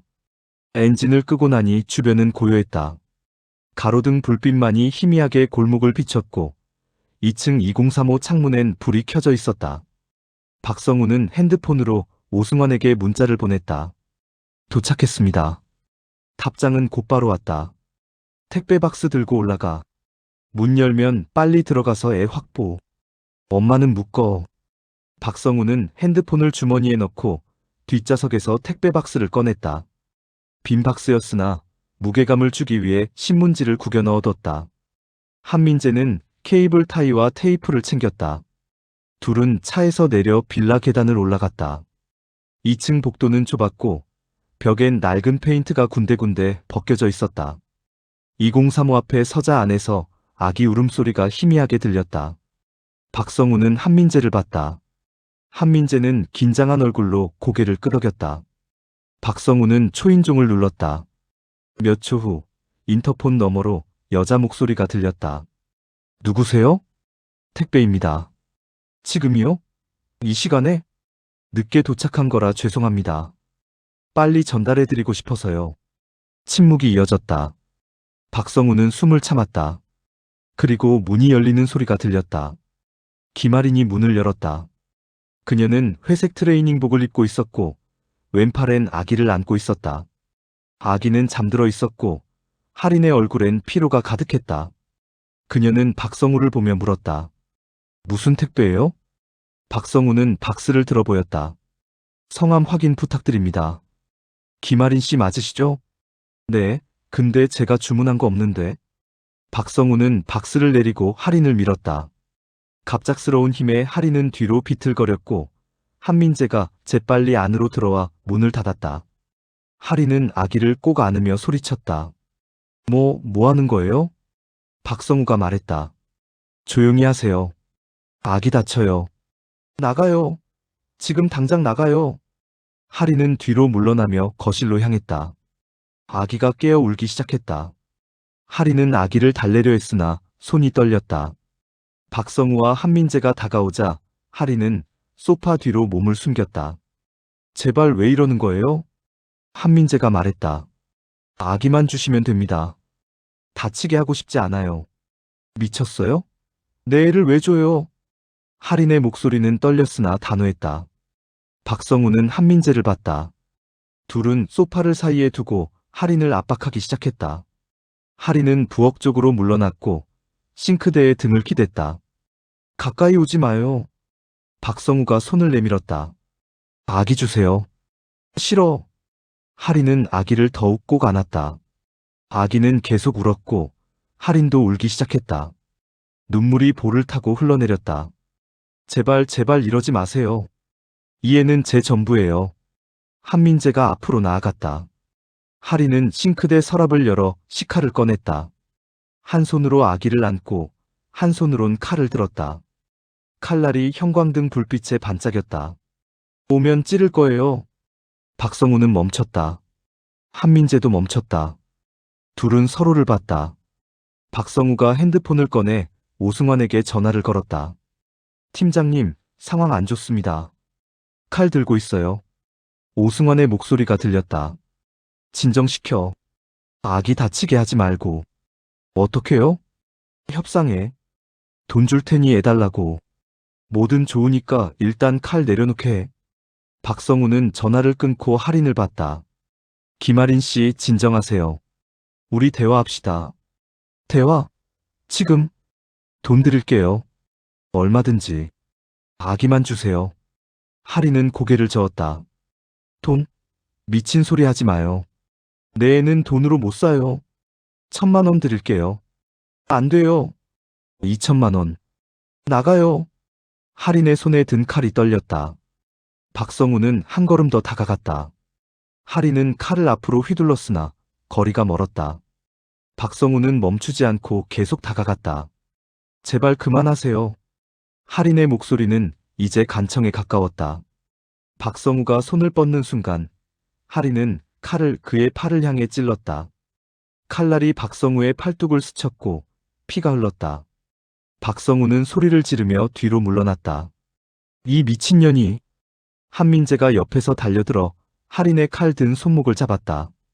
하린은 저항했고 한민재와 몸싸움을 벌였다. 아기는 하린의 품 안에서 계속 울었다. 한민재가 하린의 손목을 비틀자 칼이 바닥에 떨어졌다. 박성우가 일어나 달려들었다. 그는 하린의 목을 손으로 감쌌다. 하린은 목이 졸리며 숨을 헐떡였다. 아기를 놓치지 않으려 안간힘을 썼으나 한민재가 아기를 빼앗으려 잡아당겼다. 놔요. 내놔요. 하린의 목소리는 점점 약해졌다. 박성우는 더 세게 목을 조였다. 하린의 얼굴이 붉어졌고 눈이 충혈되었다. 그녀는 발버둥 쳤으나 힘이 빠져갔다. 한민재가 아기를 빼앗았다. 하린은 비명을 지르려 했으나 목소리가 나오지 않았다. 박성우가 손을 놓자 하린은 바닥에 쓰러졌다. 그러나 곧바로 일어나려 했다. 기어서라도 아기에게 가려고 했다. 시아야. 하린은 한민재를 향해 손을 뻗었다. 한민재는 아기를 안고 뒤로 물러났다. 하린은 일어서려 했으나 다리에 힘이 없었다. 그녀는 싱크대를 잡고 몸을 일으켰다. 박성우가 다시 달려들어 하린을 밀었다. 하린은 균형을 잃고 뒤로 넘어졌다. 그리고 머리가 싱크대 모서리에 부딪혔다. 둔탁한 소리가 부엌에 울렸다. 하린은 바닥에 쓰러졌다. 움직이지 않았다. 박성우와 한민재는 멈췄다. 둘은 하린을 내려다봤다. 그녀의 머리 아래로 피가 천천히 번져나갔다. 붉은 액체가 바닥 타일 틈새로 스며들었다. 이거. 한민재의 목소리가 떨렸다. 아기는 그의 품 안에서 계속 울었다. 박성우는 무릎을 꿇고 할인의 목에 손을 댔다. 맥박을 확인하려 했으나 느껴지지 않았다. 그는 코에 손을 가져다 댔다. 숨결도 없었다. 죽었어. 한민재가 뒤로 물러났다. 뭐? 죽었다고. 숨 안 쉬어. 거짓말이지? 아니야. 진짜야. 박성우는 핸드폰을 꺼내 떨리는 손으로 오승환에게 전화를 걸었다. 팀장님, 사람이 죽었어요. 30분 후 오승환이 도착했다. 그는 현관문을 열고 들어와 부엌을 봤다. 하리는 여전히 바닥에 누워 있었고 피는 이미 응고되기 시작했다. 아기는 한민재가 안고 있었고 더 이상 울지 않았다. 지쳐서 잠든 것 같았다. 오승환은 할인에게 다가가 맥박을 확인했다. 그리고 일어서서 박성우와 한민재를 봤다. 청소해. 네. 피 닦고 지문 지우고 흔적 없애. 시신은요? 차에 실어. 내가 처리한다. 박성우와 한민재는 움직이지 못했다. 오승환이 소리쳤다. 빨리 안 움직여? 둘은 부엌으로 가서 청소를 시작했다. 오승환은 할인의 몸을 검사했다. 주머니에서 핸드폰을 꺼내 전원을 껐다. 지갑도 챙겼다. 그리고 거실을 둘러봤다. 아기 짐이 곳곳에 있었다. 기저귀, 분유, 젖병. 오승환은 가방 하나를 찾아 필요한 것들을 집어넣었다. 아기용 담요도 챙겼다. 1시간 후 모든 것이 정리됐다. 할인의 시신은 검은 비닐에 쌓여 차 트렁크에 실렸다. 아기는 뒷좌석에 놓인 카시트에 눕혀졌다. 여전히 잠들어 있었다.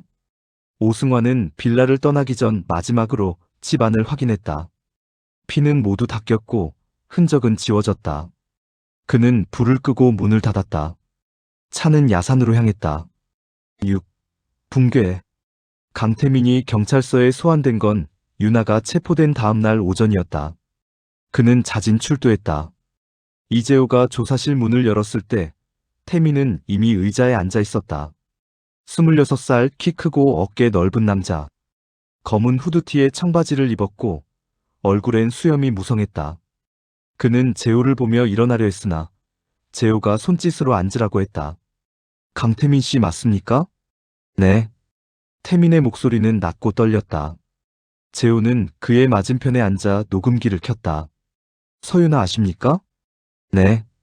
같이 살았어요. 지금도 함께 삽니까? 태민은 고개를 저었다. 아니요. 형이 체포됐다고 들었어요. 재호는 노트를 펼쳤다. 당신과 서윤아의 관계를 설명해 주십시오. 태민은 손을 깍지 껴서 테이블 위에 올려놓았다. 그의 손가락이 미세하게 떨렸다. 클럽에서 만났어요. 친구 소개로. 형이 예뻤어요.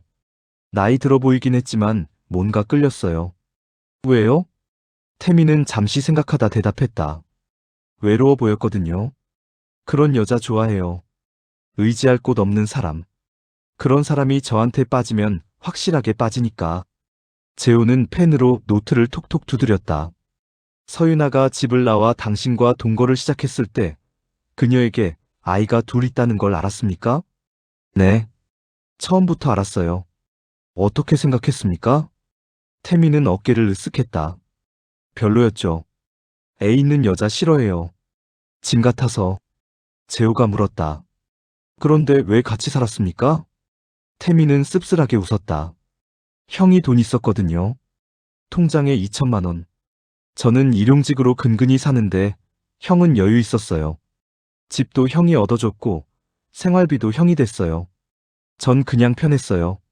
재호는 표정을 바꾸지 않았다. 서윤아가 아기를 구하려 한다는 걸 언제 알았습니까? 태민의 얼굴이 굳었다. 그는 테이블을 내려다봤다. 1달 전쯤이요. 형이 갑자기 말했어요. 우리 애 하나 키우자. 전 놀랐죠. 갑자기 왜 그러냐고 물었어요. 서윤아는 뭐라고 했습니까? 입양할 거래요. 어차피 둘이 사는데 애 하나 있으면 좋지 않겠냐고.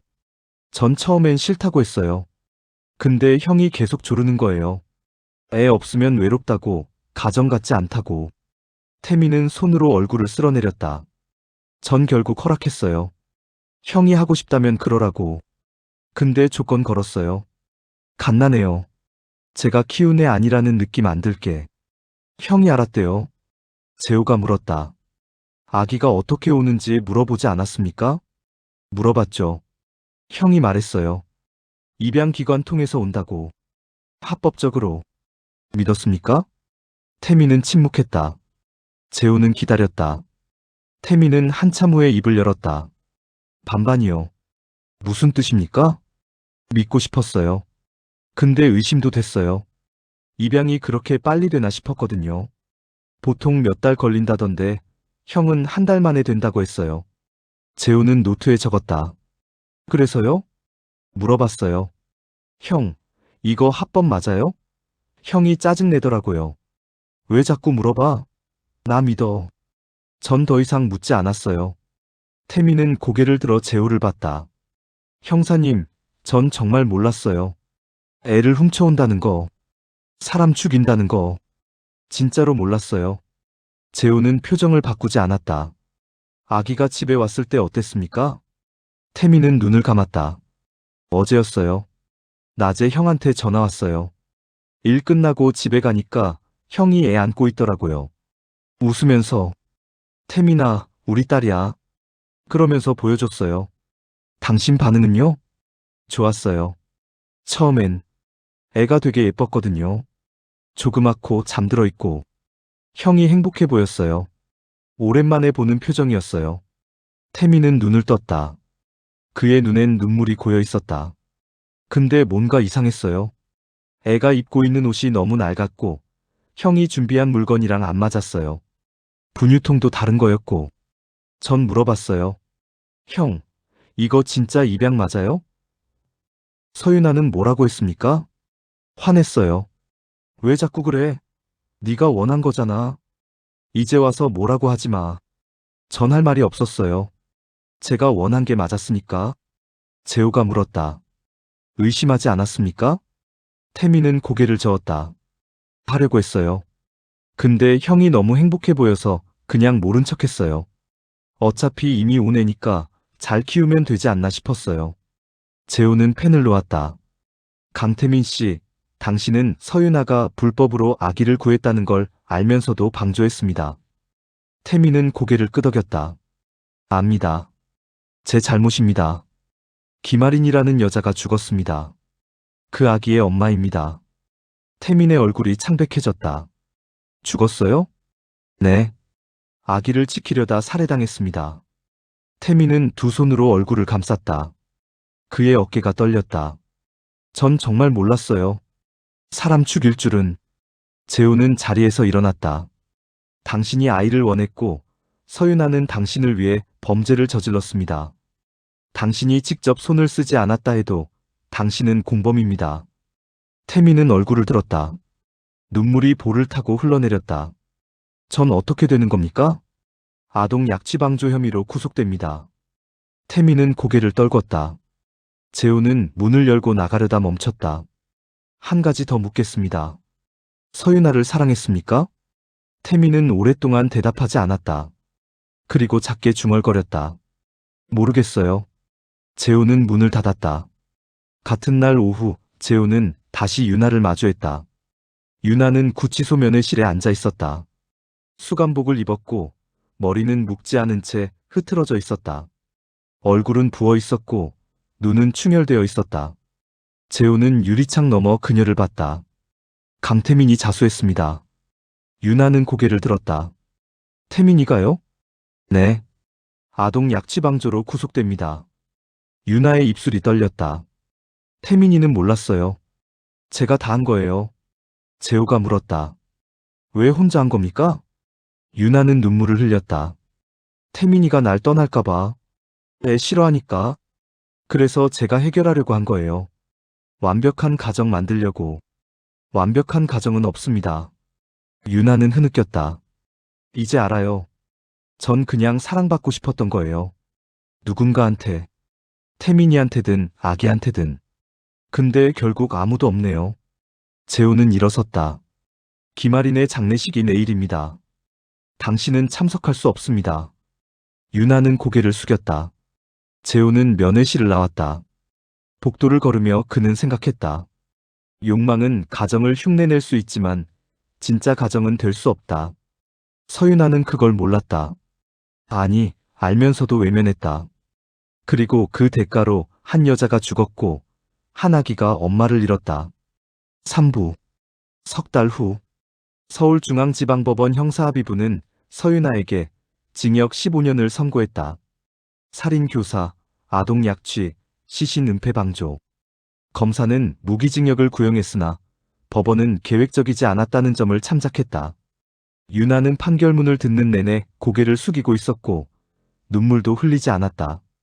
방청석에 앉은 남편 정도연은 끝까지 그녀를 보지 않았다.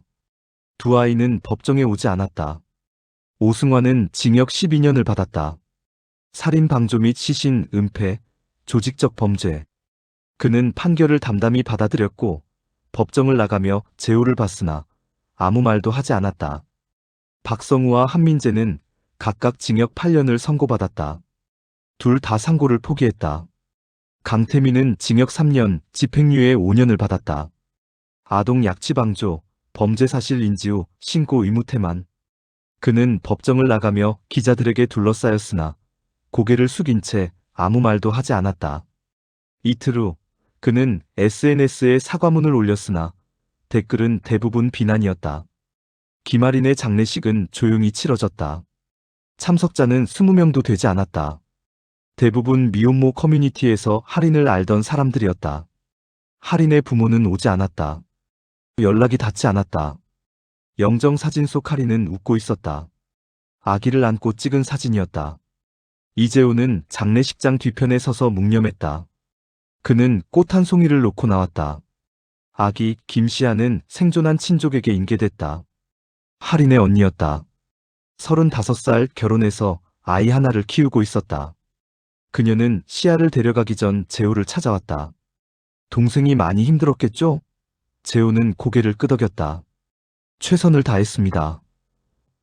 시아를 잘 키울게요. 동생 대신 부탁드립니다. 할인의 언니는 시아를 안고 경찰서를 나갔다. 시아는 잠들어 있었다. 재호는 창문 너머로 그들이 떠나는 걸 봤다. 차가 골목을 돌아 사라질 때까지. 윤아의 남편 정도연은 이혼 소송을 제기했다. 법원은 윤아의 귀책 사유를 인정해 이혼을 판결했다. 두 아이는 아버지가 양육하기로 했다. 정도연은 아이들을 데리고 다른 도시로 이사했다. 아이들은 전학을 갔고 새로운 학교에서 엄마 이야기를 하지 않았다. 선생님도 묻지 않았다.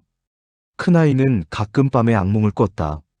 엄마가 나타나 손을 내미는 꿈. 아이는 그 손을 잡지 않았다. 사건 종결 후 재호는 일주일간 휴가를 받았다. 그는 집에서 쉬지 않고 매일 밖으로 나갔다. 산책을 하고 영화를 보고 책을 읽었다. 하지만 머릿속에선 계속 김아린의 얼굴이 떠올랐다. 야산에서 본 창백한 얼굴, 영정 사진 속 웃는 얼굴. 휴가 마지막 날 밤, 재호는 차를 몰고 나왔다. 목적지는 없었다. 그는 도로를 따라 달렸고 어느새 강남 쪽으로 향하고 있었다. 신호등에 걸려 멈췄을 때 그는 옆 건물을 봤다. 나이트클럽이었다. 네온 사인이 깜빡이고 있었고 입구엔 젊은 사람들이 줄을 서 있었다. 재호는 차 안에서 그들을 봤다. 웃고 떠들고 담배를 피우는 사람들. 누군가는 오늘 밤 인생을 바꿀 만남을 할 것이었다. 좋은 쪽으로든 나쁜 쪽으로든. 신호가 바뀌었다. 재호는 엑셀을 밟았다. 클럽은 뒤로 멀어졌다. 그는 룸미러로 네온 사인을 봤다. 빛은 밤속에서 여전히 깜빡이고 있었다. 그는 집으로 향했다. 아파트 주차장에 차를 세우고 엘리베이터를 타고 10층으로 올라갔다. 현관문을 열고 들어가니 집은 어두웠다. 그는 불을 켜지 않고 거실로 걸어갔다. 창문을 열자 밤바람이 들어왔다. 재호는 창가에 서서 도시를 내려다봤다. 불빛들이 끝없이 펼쳐져 있었다. 각각의 불빛 아래엔 사람들이 살고 있었다. 누군가는 사랑하고, 누군가는 미워하고, 누군가는 욕망하고, 누군가는 후회했다. 밤은 그 모든 것을 품었다. 재호는 주머니에서 담배를 꺼냈다. 아직도 가지고 다니는 습관. 그는 담배를 입에 물었으나 불을 붙이지 않았다. 그냥 물고만 있었다. 바람이 불어 담배가 흔들렸다. 그는 생각했다. 서윤하는 밤을 선택했다. 권태에서 벗어나기 위해, 욕망을 채우기 위해. 밤은 그녀에게 강태민을 줬고, 일시적 도취를 줬고, 새로운 삶의 환상을 줬다. 하지만 밤은 대가를 숨기고 있었다. 그 대가는 김아린의 목숨이었고, 아기의 엄마였고, 유나 자신의 인생이었다. 밤은 공평하지 않았다. 밤은 선택의 자유를 주지만 결과의 평등을 보장하지 않았다. 재호는 담배를 입에서 빼내 쓰레기통에 버렸다. 그리고 창문을 닫았다. 바람이 멈췄고 집은 다시 고요해졌다. 그는 침대에 누웠다. 천장을 보며 눈을 감았다. 내일 아침이면 다시 출근할 것이었다. 새로운 사건이 기다리고 있을 것이었다. 또 다른 욕망, 또 다른 선택, 또 다른 대가. 밤은 끝나지 않는다. 언제나 누군가에게 선택을 준다. 그리고 언제나 대가를 숨긴다. 재호는 잠에 들었다.